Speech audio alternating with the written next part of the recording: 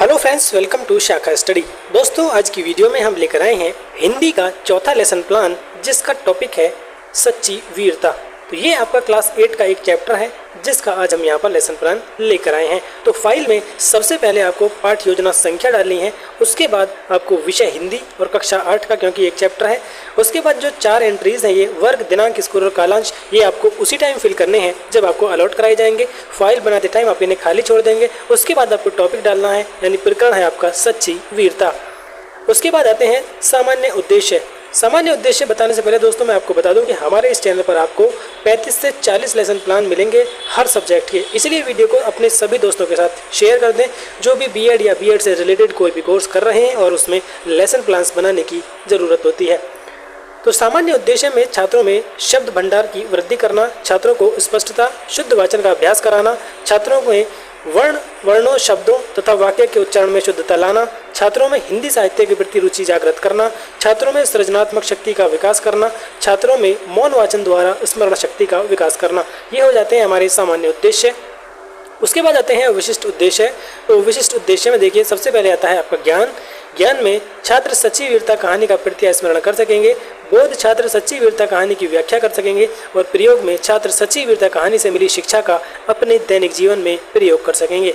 उसके बाद आता है पूर्व ज्ञान। तो पूर्व ज्ञान में सभी छात्र छात्राएं वीर योद्धाओं की वीरता के विषय में सामान्य जानकारी रखते हैं। सहायक सामग्री में चौक, डस्टर, रूलर बोर्ड, संकेतक चार्ट आदि। उसके बाद आता है लेसन प्लान का मोस्ट इंपॉर्टेंट पार्ट, यानी प्रस्तावना कथन या इंट्रोडक्टरी क्वेश्चंस। तो शिक्षण बिंदु में लिखना है प्रस्तावना कथन। इनका शिक्षण उद्देश्य होता है पूर्व ज्ञान को नवीन ज्ञान से जोड़ना। उसके बाद छात्र अध्यापक कुछ प्रश्न पूछेंगे और छात्र उनका जवाब देंगे। तो पहला प्रश्न, हमारे देश को आज़ादी कब मिली? तो छात्र यहाँ पर सभी छात्र इसका जवाब दे देंगे कि हमारे देश को आज़ादी 15 अगस्त 1947 को मिली थी। प्रश्न नंबर 2, हमारे देश को आज़ाद कराने में किसका योगदान रहा?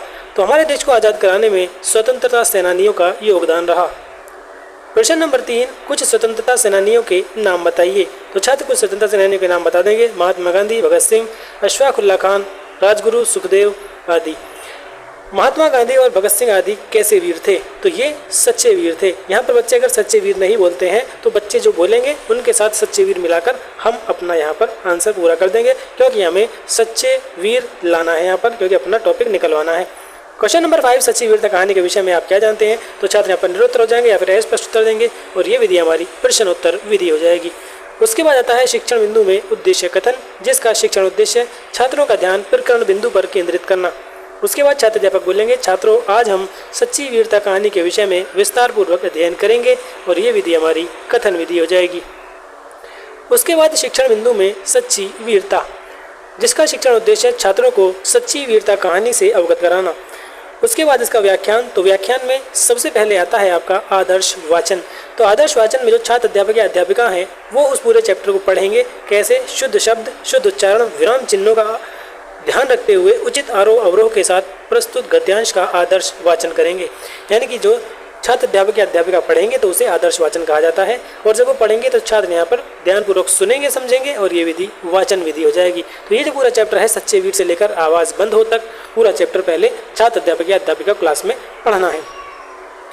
उसके बाद आता है अनुकरण वाचन। लेकिन अनुकरण वाचन से दोस्तों पहले आपको एक यहाँ जानकारी देता चलूँ कि यदि बीएड के बाद आप एमएड करना चाहते हैं तो हमारे चैनल पर एमएड एंट्रेंस की कंप्लीट प्रिपरेशन कराई जाती है, और लगभग 1100 से 1200 क्वेश्चंस अभी तक हमने करा दिए हैं, जो प्रीवियस ईयर्स के हैं और जो मॉडल पेपर से रिलेटेड हैं, जो आपके एमएड के एंट्रेंस एग्जाम में पूछे जाते हैं। इसलिए यदि बीएड के बाद आप एमएड करना चाहते हैं तो आपको कहीं पर जाने की जरूरत नहीं है। चैनल को सब्सक्राइब करके रख लीजिए, ये आपके बहुत काम आने वाला है एमएड तक। तो यहाँ पर कंप्लीट प्रिपरेशन आपको मिलेगी। आप प्लेलिस्ट में जाकर चेक कर सकते हैं, या फिर आप डिस्क्रिप्शन में जाकर भी आपको लिंक मिल जाएगा, जाकर एक बार देख सकते हैं। तो आता है आपका अनुकरण वाचन। अनुकरण वाचन में छात्र अध्यापिका छात्रों से शुद्ध उच्चारण, विराम चिन्हों का ध्यान रखते हुए उचित आरोह अवरोह के साथ अनुकरण वाचन का आदेश देंगी, और सभी छात्र छात्राएं प्रस्तुत गद्यांश का अनुकरण वाचन करेंगे। ये विधि आपकी वाचन विधि हो जाएगी। उसके बाद शिक्षण बिंदु में आता है शुद्ध उच्चारण, जिसका शिक्षण उद्देश्य छात्रों के शब्दकोश में शुद्ध उच्चारण की वृद्धि करना। तो यहाँ पर सच्चे वीर से लेकर और आवाज़ बंद हो तक जब छात्रों ने अनुकरण वाचन किया तो उसमें बहुत सारे कठिन मतलब जो शब्द हैं वो अशुद्ध पढ़ेंगे छात्र तो उन अशुद्ध शब्दों को श्यामपट्ट पर लिखकर शुद्ध तरीके से उच्चारण कराएंगे। तो सभी छात्र छात्राएं क्या है, अशुद्ध शब्दों का शुद्ध उच्चारण करेंगे। तो इस तरह से यहाँ पर आपको ब्लैक बोर्ड लगाना है अपनी फाइल में। तो देखिए यहाँ पर कुछ कठिन शब्द हैं, गंभीर, शक्ति, अचल, दहाड़, कुछ इस तरह के जो भी मतलब आपके बच्चों के पढ़ने में कठिन उच्चारण शुद्ध ना हो जिन शब्दों का, उनको आप ब्लैक बोर्ड पर लिख देंगे और फिर इनका शुद्ध उच्चारण करके छात्रों से रिपीट कराएंगे। ठीक है, तो ये हो गया आपका। अब चलते हैं कठिन निवारण। इसका शिक्षण उद्देश्य होता है छात्रों को कठिन शब्दों का अर्थ अलग अलग विधियों द्वारा ज्ञात कराना। तो छात्र अध्यापिका पाठ में आए कठिन शब्दों का अर्थ अनेक विधियों द्वारा स्पष्ट कराएंगी और सभी छात्र आदेशानुसार कठिन शब्दों का अर्थ अपनी उत्तर पुस्तिका में लिखेंगे। तो यहाँ पर क्या करना है, ब्लैक बोर्ड पर जो भी कठिन शब्द आए हैं उनको लिखेंगे और उनका अर्थ बताएंगे और अलग अलग विधियों द्वारा उनको यहाँ पर बता देंगे। जैसे यहाँ पर देखिए पाठशाला आया है, तो पाठशाला अगर बच्चे नहीं जानते हैं तो इसकी हमने यहाँ पर पर्यायवाची बता दिए हैं। पृथ्वी के पर्यायवाची बताकर बच्चों को समझा दिया है। संसार और बादल, और इस तरह से एक ब्लैक बोर्ड आपको अपनी फाइल में चिपकाना है। उसके बाद चलते हैं शिक्षण बिंदु में मौन वाचन, जिसका शिक्षण उद्देश्य छात्रों में तीव्र गति से स्व अध्याय कौशल का विकास करना।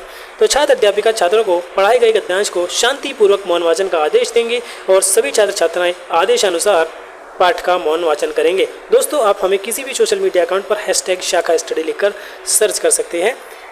वैसे शाखा स्टडी कहीं पर भी लिखेंगे तो हमारी वीडियोस आपके सामने आ जाएंगी। ये विधि आपकी मौन वाचन विधि हो जाएगी। उसके बाद आते हैं आपके बोधात्मक प्रश्न, जिनका शिक्षण उद्देश्य होता है छात्रों में तर्क, बोध, ज्ञान, चिंतन शक्ति व कल्पना शक्ति का विकास करना। तो छात्र अध्यापिका पढ़ाए गई पाठ गद्यांश को स्पष्ट करने के लिए उस पर आधारित प्रश्न पूछेंगी और छात्र छात्राएं उन प्रश्नों का उत्तर देंगे। तो अब यहाँ पर कुछ प्रश्न पूछने हैं सारे चैप्टर में से। तो पहला प्रश्न है आपके सामने रहा, सच्ची वीरता कहानी में शेर किसे कहा गया है। सच्ची वीरता कहानी में शेर वीरों को कहा गया है। जब आप चैप्टर पढ़ लेंगे तो आपको ये सारी बातें समझ में आ जाएंगी, क्योंकि ये सब चैप्टर में लिखा हुआ है। प्रश्न नंबर 2, सच्चे वीर पुरुष कैसे होते हैं। तो सच्चे वीर पुरुष गंभीर और आज़ाद होते हैं।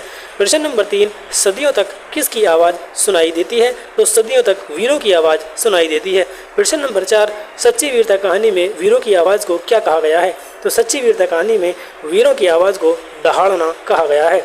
तो ये यहाँ पर कुछ बोधात्मक प्रश्न हो गए हैं और ये विधि आपकी प्रश्नोत्तर विधि हो जाएगी।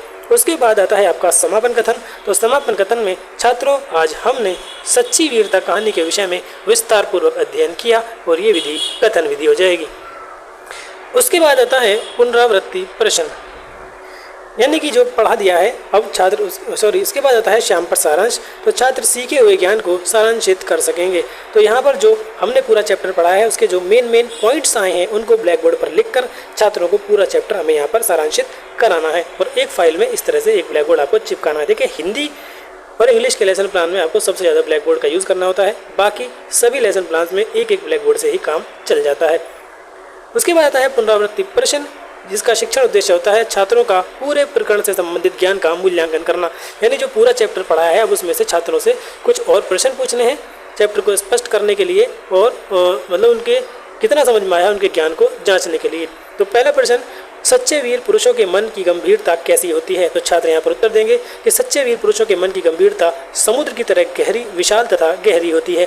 प्रश्न नंबर 2, सच्चे वीर पुरुषों में कौन से गुण होते हैं। तो सच्चे वीर पुरुषों में 3 गुण पाए जाते हैं, धीर, गंभीर और आज़ाद। प्रश्न नंबर 3, कहानी में शेर किसे कहा गया है। तो कहानी में शेर वीर पुरुषों को कहा गया है। ये विधि आपकी प्रश्नोत्तर विधि हो जाएगी। उसके बाद आता है आपका गृह कार्य यानी होमवर्क, जिसका शिक्षण उद्देश्य होता है छात्र सीखे हुए ज्ञान का स्थायीकरण कर सकेंगे। तो छात्र अध्यापिका छात्रों को सच्ची वीरता कहानी के विषय में प्रश्न याद करके लाने का आदेश देंगी और सभी छात्र छात्राएं गृह कार्य को अपनी उत्तर पुस्तिका में नोट करेंगे। तो प्रश्न यहाँ पर दे दिया है, सभी छात्र छात्राएं सच्ची वीरता कहानी में आए कठिन शब्दों के अर्थ याद करके आएंगे। ये एक विधि आपकी गृह कार्य विधि हो जाएगी। तो दोस्तों, इस तरह से ये लेसन प्लान हमारा यहाँ पर कंप्लीट हो जाता है। आप हमारे टेलीग्राम ग्रुप को भी ज्वाइन कर सकते हैं। टेलीग्राम पर जाएंगे, @शाखा स्टडी लिखेंगे तो हमारा टेलीग्राम चैनल आपके सामने आ जाएगा। उसके बाद यदि आप एमएड करना चाहते हैं तो उसी से रिलेटेड एमएड का भी टेलीग्राम ग्रुप है हमारे पास, तो आप उसमें भी ज्वाइन कर सकते हैं।